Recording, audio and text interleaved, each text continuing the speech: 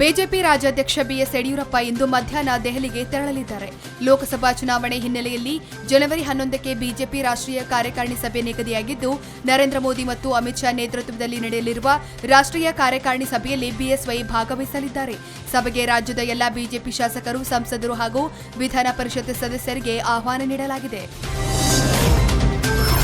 ಬಾದಾಮಿ ಪುರಸಭೆ, ಗುಳೇದಗುಡ್ಡ ಪುರಸಭೆ, ಕೇರೂರು ಪಟ್ಟಣ ಪಂಚಾಯಿತಿಗೆ ಸಿಎಂ ವಿವೇಚನಾ ನಿಧಿಯಿಂದ 10 ಕೋಟಿ ಮಂಜೂರಾಗಿದೆ. ಈ ಸಂಬಂಧ 50 ಕೋಟಿ ಅನುದಾನ ಕೋರಿ ಮಾಜಿ ಸಿಎಂ ಸಿದ್ದರಾಮಯ್ಯ ಬರೆದಿದ್ದ ಪತ್ರಕ್ಕೆ ಸಿಎಂ ಎಚ್ಡಿ ಕುಮಾರಸ್ವಾಮಿ ಸ್ಪಂದಿಸಿದ್ದಾರೆ. ಕ್ಷೇತ್ರದ ಗ್ರಾಮೀಣ ರಸ್ತೆಗಳ ಅಭಿವೃದ್ಧಿಗೆ ಹಾಗೂ 3054 ಲಂಸಂ ಅನುದಾನದಡಿಯಲ್ಲಿ 10 ಕೋಟಿ ರೂಪಾಯಿ ಹಣವನ್ನು ಸಿಎಂ ಮಂಜೂರು ಮಾಡಿದ್ದಾರೆ. ಮೇಲ್ವರ್ಗದ ಬಡವರಿಗೆ ಕೇಂದ್ರ ಶೇಕಡ 10ರಷ್ಟು ಮೀಸಲಾತಿ ನೀಡಿರುವುದು ಬಿಜೆಪಿಯ ಚುನಾವಣಾ ಗಿಮಿಕ್ ಅಷ್ಟೇ ಅಂತ ಮಾಜಿ ಸಿಎಂ ಸಿದ್ದರಾಮಯ್ಯ ವ್ಯಂಗ್ಯವಾಡಿದ್ದಾರೆ. ಮೈಸೂರಲ್ಲಿ ಮಾತನಾಡಿದ ಅವರು, ಮೇಲ್ವರ್ಗದ ಬಡವರಿಗೆ ಮೀಸಲಾತಿ ನೀಡಬೇಕೆನ್ನುವುದು ಸ್ವಾಗತಾರ್ಹ. ಆದರೆ ಈ ಹಿಂದೆ ಬಿಜೆಪಿಯವರೇ ಮೀಸಲಾತಿಯನ್ನ ವಿರೋಧಿಸ್ತಾ ಇದ್ರು. ಈಗ ಮಸೂದೆ ಮಂಡನೆಗೆ ಮುಂದಾಗಿದ್ದು ಎಲೆಕ್ಷನ್ ಗಿಮಿಕ್ ಎಂದಿದ್ದಾರೆ.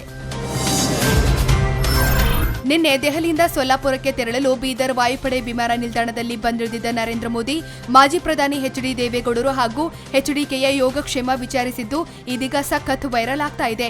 ಪ್ರಧಾನಿಯನ್ನ ಸ್ವಾಗತ ಕೋರಿದ ಜಿಲ್ಲಾ ಉಸ್ತುವಾರಿ ಸಚಿವ ಬಂಡೆಪ್ಪ ಕಾಶೆಂಪುರ್ ಅವರ ಬಳಿ ದೇವೇಗೌಡರು ಕ್ಷೇಮವಾಗಿದ್ದಾರೆಯೇ, he is my best friend ಅಂತ ನರೇಂದ್ರ ಮೋದಿ ವಿಚಾರಿಸಿದ್ರು.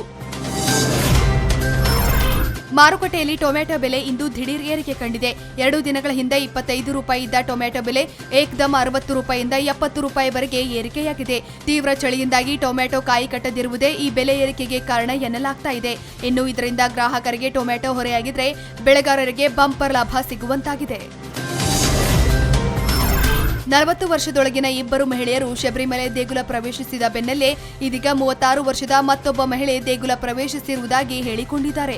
ಅಜ್ಜಿಯ ವೇಷದಲ್ಲಿ ತೆರಳಿ ಬೆಳಗ್ಗೆ 7:30 ಸುಮಾರಿಗೆ ಅಯ್ಯಪ್ಪನ ದರ್ಶನ ಪಡೆದಿರುವುದಾಗಿ ಮಂಜು ಎಂಬಾಕೆ ಹೇಳಿಕೊಂಡಿದ್ದಾರೆ.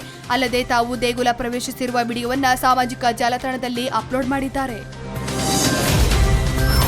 ರಾಹುಲ್ ಗಾಂಧಿ ದೇಶದ ಮಹಿಳೆಯರಿಗೆ ಅವಮಾನ ಮಾಡಿದ್ದಾರೆಂಬ ಪ್ರಧಾನಿ ಹೇಳಿಕೆಗೆ ಎಐಸಿಸಿ ಅಧ್ಯಕ್ಷ ಟಾಂಗ್ ನೀಡಿದ್ದಾರೆ.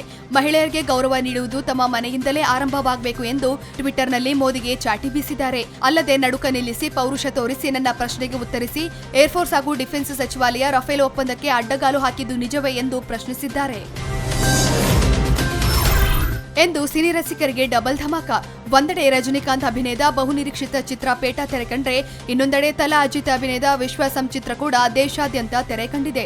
ತಮ್ಮ ನೆಚ್ಚಿನ ನಟರ ಸಿನಿಮಾ ವೀಕ್ಷಿಸಲು ಅಭಿಮಾನಿಗಳು ಮುಗಿಬಿದ್ದಿದ್ದಾರೆ. ಈ ಮಧ್ಯೆ ಸ್ಟಾರ್ ವಾರ್ಗೂ ಅಭಿಮಾನಿಗಳು ಸಾಕ್ಷಿಯಾಗಿದ್ದು, ಥಿಯೇಟರ್ಗಳಲ್ಲಿ ನೆಚ್ಚಿನ ನಟನ ಪರ ಘೋಷಣೆಗಳು ಮುಗಿಲು ಮುಟ್ಟಿವೆ.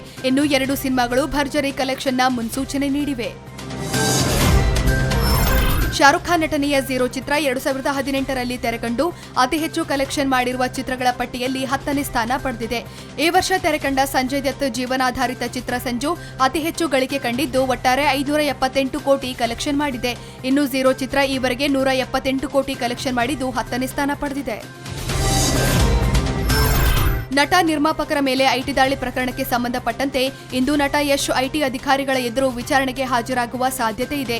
ಯಶ್ ಹಾಗೂ ಅವರ ಮಾವನ ಮನೆಯಲ್ಲಿ ಐಟಿ ಅಧಿಕಾರಿಗಳು ಶೋಧ ಕಾರ್ಯ ನಡೆಸಿದ್ದು ಹಲವು ದಾಖಲೆಗಳನ್ನು ವಶಕ್ಕೆ ಪಡೆದುಕೊಂಡಿದ್ರು. ಈ ಸಂಬಂಧ ವಿಚಾರಣೆಗೆ ಹಾಜರಾಗುವಂತೆ ಐಟಿ ನೋಟಿಸ್ ನೀಡಿತ್ತು. ಈ ಹಿನ್ನೆಲೆಯಲ್ಲಿ ರಾಕಿಂಗ್ ಸ್ಟಾರ್ ಇವತ್ತು ಅಧಿಕಾರಿಗಳ ಎದುರು ಹಾಜರಾಗುವ ನಿರೀಕ್ಷೆ ಇದೆ.